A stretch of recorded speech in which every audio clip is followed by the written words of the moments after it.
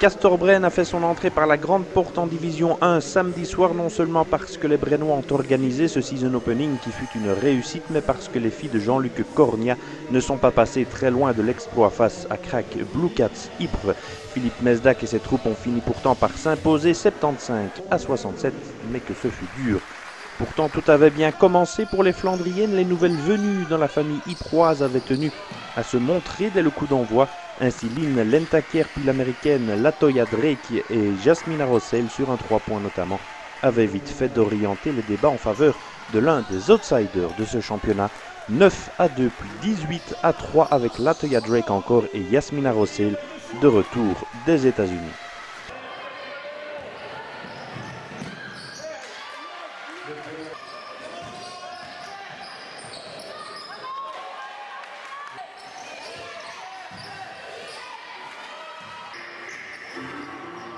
Charlotte Yppersil était la seule avec Amandine Alain à trouver l'ouverture dans ce premier quart-temps pour les Brabançonnes, 20-6 à la 10e. Philippe Mesdac faisait déjà tourner son effectif et l'écart grimpait à 15 unités en faveur de Ypres avec Emma Messemann. Mais Brenne se devait de réagir coûte que coûte d'ailleurs. Message reçu 5 sur 5 par Amandine Alain, 24 points samedi, puis Emily Vermeulen de retour en D1.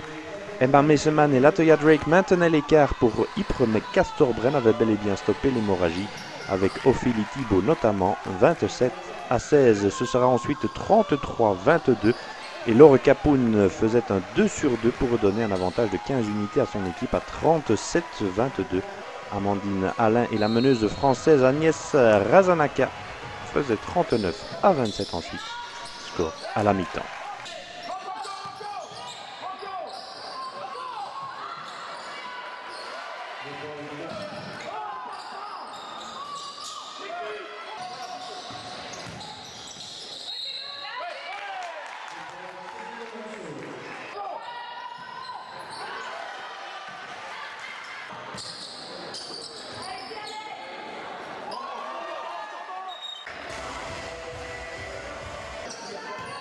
La reprise allait se compliquer pour les Flandriennes. Les Brabançonnes wallonnes avaient décidé de tout jeter dans la bagarre et d'oser un peu plus, toujours en suivant l'exemple d'Amandine Alain.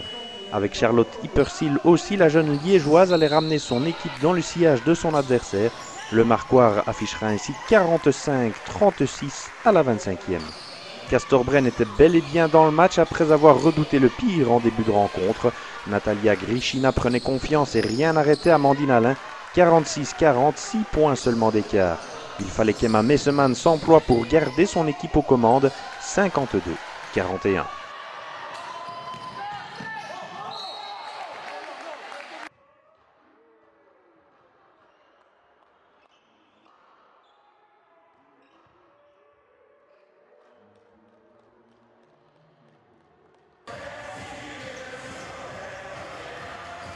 La jeune Loïse Forster entrait en piste et un 3 points d'Emily Vermeulen ensuite mettait l'ambiance pour ses supporters nostalgiques de la grande époque des Castors chez les messieurs, 53-49 à la demi-heure.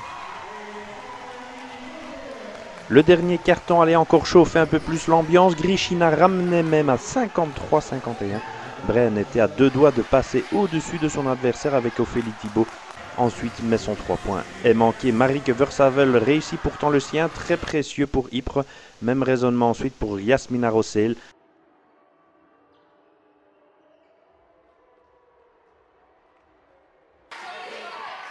Une nouvelle bombe qui faisait très mal au moral de Castor-Brenne qui n'allait pourtant jamais rien lâcher samedi. Charlotte Yppersil plantait coup sur coup pour ne jamais abandonner.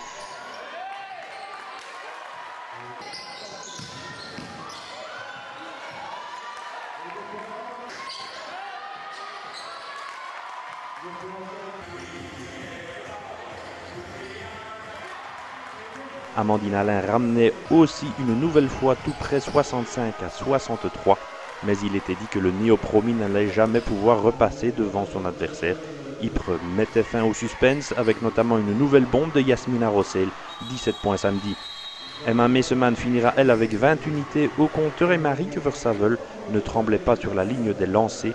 Pour son entrée en division 1, Castor-Brenne a fait mieux que de la figuration. Ypres s'est lui sorti du piège dans lequel pourraient bien tomber d'autres équipes cette saison. Score final 75-67.